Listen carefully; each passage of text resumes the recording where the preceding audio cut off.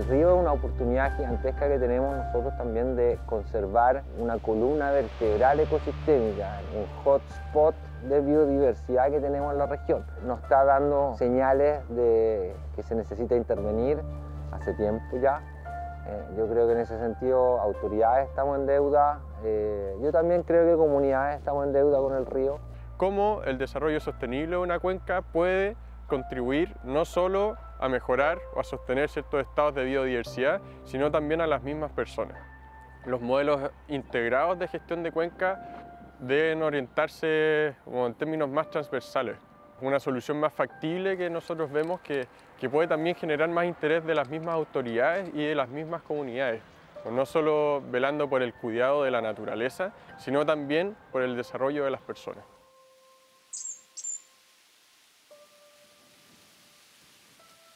Este lugar fue declarado sitio prioritario de conservación por el Estado de Chile en 2003, en abril 2003. Pero aparte de haber sido declarado sitio prioritario de conservación, no tiene ninguna normativa eficaz para defenderlo.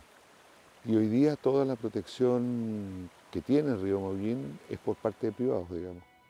Nos guste o no nos guste, estemos de acuerdo o no estemos de acuerdo, es otro tema, pero esa es la realidad. Hoy día, afortunadamente, como te contaba, volvemos a ver especies que antes no veíamos.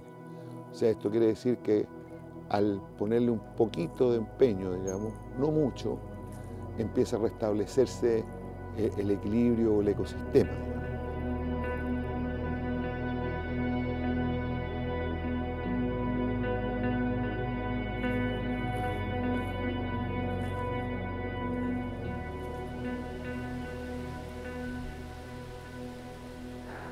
La naturaleza es lo que nos sostiene la vida.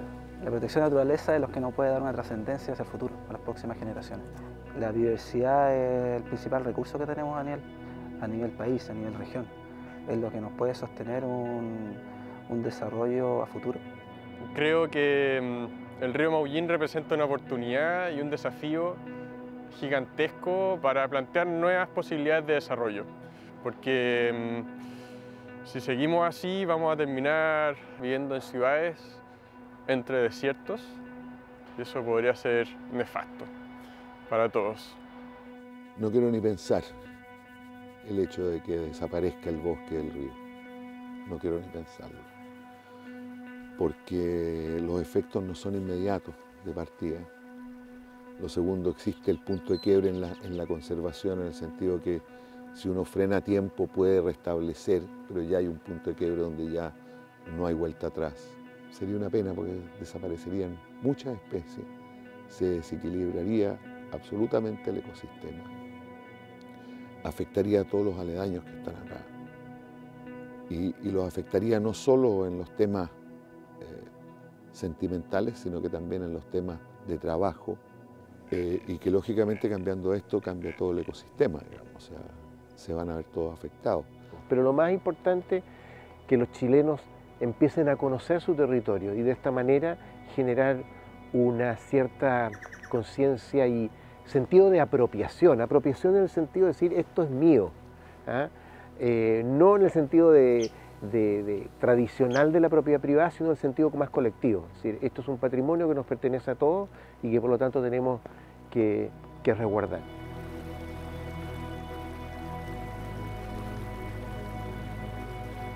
Efectivamente, como es el patio trasero, creen que nadie lo ve.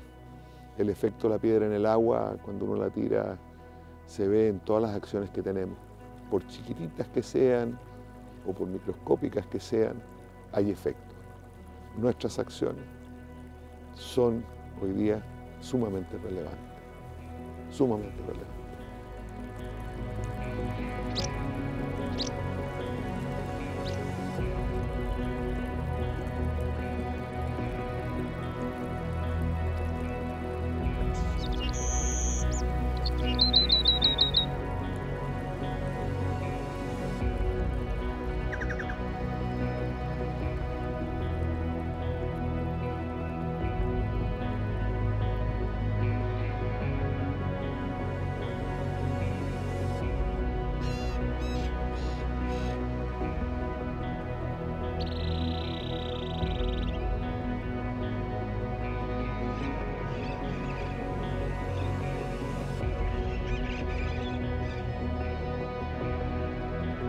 Chile.